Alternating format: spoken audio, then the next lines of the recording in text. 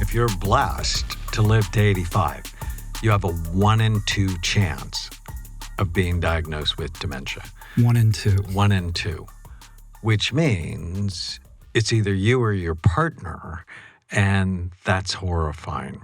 But what most people don't know is you can have an impact on that.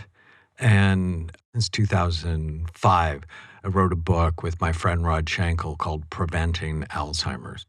And I updated it in 2017 with Memory Rescue.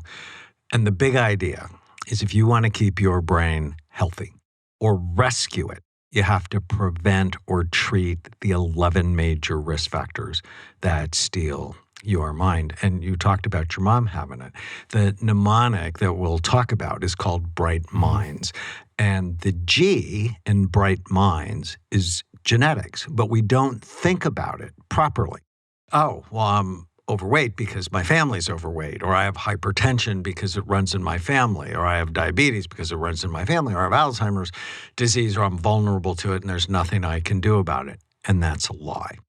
Genes increase your vulnerability and they teach you what you should be doing. So I started looking at the brain in 1991, and we've looked at over 250,000 scans.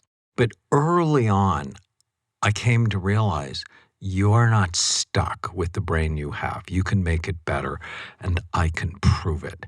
And so if I look at your brain and then you have a car accident, your brain's going to be worse. If I look at your brain and then you go on a drug bender, your brain is going to be worse. If I look at your brain and then all of a sudden you stop sleeping or you go through a divorce, odds are your brain's going to change in a negative way. But I also did the big NFL study,